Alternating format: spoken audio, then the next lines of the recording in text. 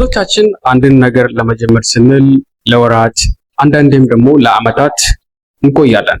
ነገ እጀምራለሁ፣ ሁኔታዎች ሲመቻቹልኝ አደርገዋለሁ የምንላቸው ነገሮች ትልቁ ህልማችንን አግደው ይዘውታል። ይህ ፍርሃት ወይንም መዘግየት የስንፍና ምልክት ሳይሆን የስነ ልቦና ሂደት ነው።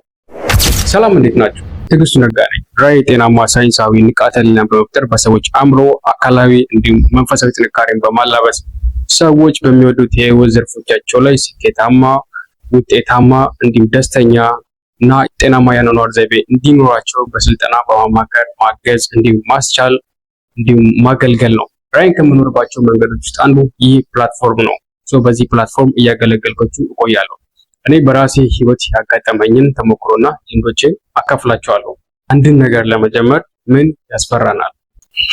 እንኳን ወደ ዩቲዩብ ቻናሌ በደህና መጣችሁ። ዛሬ በአእምሯችን ውስጥ ለዓመታት ተቀብሮ የኖረን ትልቅ ሚስጥር እንፈታለን። በአንድ ነገር ላይ ለመጀመር ፈልገን ስናቅማማ፣ ስንፈራ ወይም ነገ እጀምራለሁ እያለን ስንዘገይ ጥፋተኛው የኛ ሰነፍነት ሳይሆን አእምሯችን የሚጠቀምበት ስውር የመከላከያ ዘዴ ነው። ይህን ቪዲዮ እስከ መጨረሻ ከተከታተላችሁ በመጀመሪያ አዲስ ነገር ለመጀመር ስናስብ ውስጣችን የሚፈጠሩትን ሶስት ዋና ዋና ስውር ፍርሃቶች እና እንዴት እንደሚያግቱን በሳይንሳዊ መንገድ እናያለን። በሁለተኛው በመቀጠል ወደ ተግባር ለመግባት ግዴታ የሚያስፈልገንን እና ፍርሃትን ወደ ድፍረት የሚቀይረውን ጠንካራ የስነ ልቦና ዝግጅት ወይም ደግሞ ማይንድ ሴት እናያለን። በመጨረሻም እስከ መጨረሻ ብቻ ለሚቆዩ ብቻ አእምሯችን ሳይወድ በግዱ ወዲያውኑ ወደ ስራ እንዲገባ የሚያደርጉትን አራት ቀላል ነገር ግን እጅግ በጣም ወሳኝ የሆኑ ህይወት ቀያሪ የሆኑ ተግባራዊ ዘዴዎችን በተለይም የ5 ሰከንድ ህግን በተግባር እንዴት እንደምንጠቀምበት አሳያችኋለሁ። እስከ መጨረሻው አብራችሁን ቆዩ። ካሁን በኋላ መዘግየት እዚህ ላይ ያበቃል። ለመጀመር የሚያስፈራን ዋና ዋና ምክንያቶች አንደኛው ፍጽምና መጠበቅ ወይም ደግሞ ፐርፌክሽን እንይዛለን። በደንብ ካልሆነ አልጀምርም የሚለው አሳሰብ ትልቁ ጠላታችን ነው። በነገራችን ፍጹምና የሚባል ወይም ደግሞ ፐርፌክሽን የሚባል ነገር የለም፣ ግን እድገት ወይም ፕሮግረስ የምንለው ነገር አለ። ይህን በደንብ ነው ልናስበው ይገባል። አብዛኛችን ትክክል እስክንሆን ፍጹም የሆነ ነገር እስኪመጣ ድረስ ስለምንጠብቀው መሞከር የምናውቀው። ሁለተኛው ውድቀትን መፍራት ነው ወይም ደግሞ ፊር ኦፍ ፌሊሪቲ የምንለው ማለት ነው። ሰዎች ስለ እኛ ምን ይላሉ፣ ካልተሳካልኝስ የሚለው ጥያቄ በራሱ አንድን ነገር ለመጀመር የሚያስፈራ ትልቅ ግድግዳ የሆነ ነገር።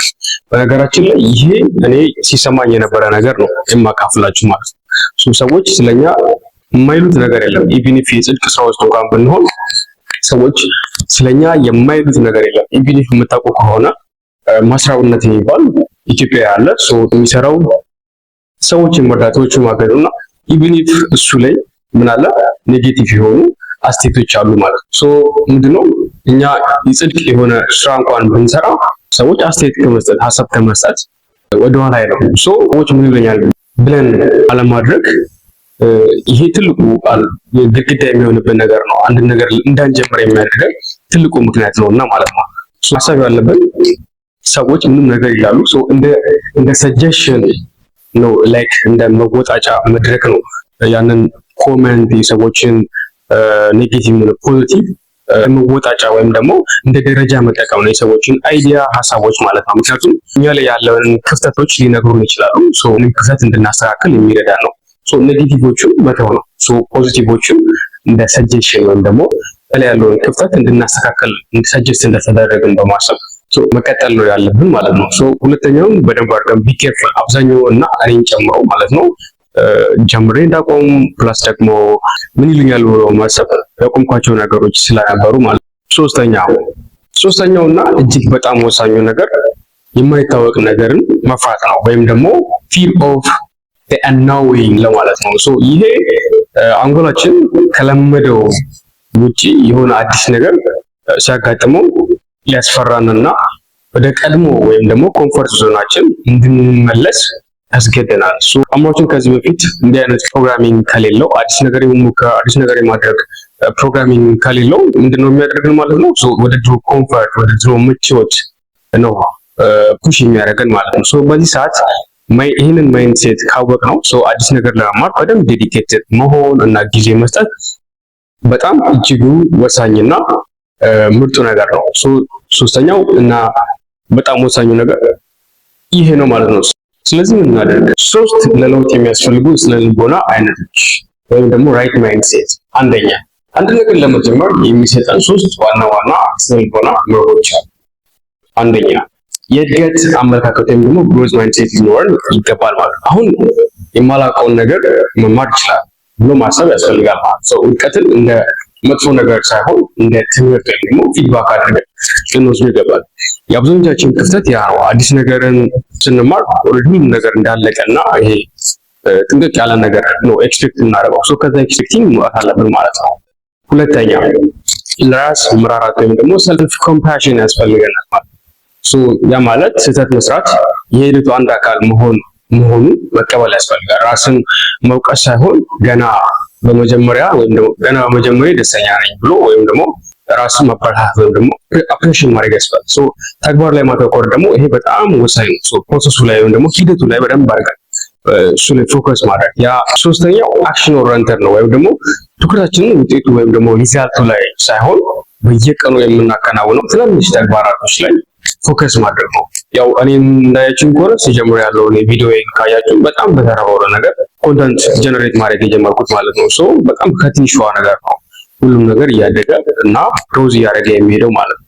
ለመጀመር ተግባራዊ ምክሮች ወይም ደግሞ አክሽነብል ስቴፖችን ልንገራቸው። የ5 ሰከንድ ህግን መጠቀም ነው ወይም ደግሞ the 5 ሰከንድ ሩል የሚባል ህግ አለ። እኔ የሚጠቀመኝ ያው አንድን ነገር ማድረግ ስንፈልግ አእምሯችን ፍርሃት ወይም ደግሞ ፍርሃት ከመፍጠሩ በፊት ከ5 ወደ 1 በመቁጠር ወዲያውኑ በመነሳት 5 4 3 1 ብለን የምንፈልገውን ነገር መተግበር። ያ በጣም ወሳኝ ነገር ነው። አእምሯችን ላይ ያለውን ፊሊንግ በጣም እንዲያስወግደው ይረዳል ማለት ነው። ሁለተኛ ትንሽ ነገር ማድረግ ወይም ደግሞ ከትንሹ መጀመር ወይም ደግሞ በእንግሊዝኛው ማይክሮ ሃቢትስ እንለዋለን። ግባችን ትልቅ ቢሆንም የምንጀምረው ግን ተግባራችን ከትንሹ መሆን አለበት። በጣም ከትንሹ መሆን። ለምሳሌ መጽሐፍ ለመጻፍ አስበን ከሆነ ከፈለግን በቀን 1 ገጽ መጻፍ ይኖርብናል ማለት ነው። ያችን 1 ገጽ በቀጣይ ቀን 2 እያደረግናት በዛ ስቴፕ ማለት ነው መጽሐፋችን ፔጁ እያደገ ይሄዳል ማለት ነው። በአንዴ ማድረግ ውስጣችን ላይ ፊር የሆነ ስሜት እንዲፈጠርብን ያደርጋል ማለት ነው። ሶስተኛውና እጅግ በጣም ወሳኙ ነገር ውጤቱን መተው ነው። ሂደቱን መውደድ ነው። ዓላማችን መድረሻ ላይ መድረስ ብቻ ሳይሆን በመንገዱ ላይ ያሉትን እየተማርን መሆኑን ማስታወስ ይገባናል ማለት ነው። አካባቢያችን ጋር ደግሞ በደንብ መላመድ ነገሮች ሁሉ ለመፈጸም ለማድረግ አእምሯችንን ክፍትና ዝግጁ ማድረግ ይኖርብናል ማለት ነው። በዚህ ቪዲዮ እጅግ በጣም ብዙ ጠቃሚ የሆኑ ነገሮችን እንዳገኛችሁበት አምናለሁ። የራሴን ክፍተት የሞላልኝን እናንተ ይጠቅማችኋል ብዬ በማመን ነው በኮንተንት ደረጃ ያዘጋጀሁት። ሜቢ በእናንተ ዙሪያ ያሉ ጓደኛ ወይም ደግሞ እህት ወንድሞቻችሁ በእንዲህ አይነት ነገር ላይ ሜቢ እየተቸገሩ ይሆናሉ። ይህን ቪዲዮ ሼር በማድረግ ተባብሯቸው። እስካሁን አብራችሁን ስለነበራችሁ ከልብ አድርጌ አመሰግናለሁ።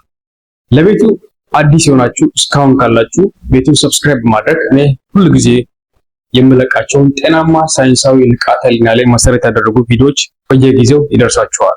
ትዕግስቱ ነጋ ነበርኩኝ። በቀጣይ ቪዲዮ እስከምንገናኝ ባይ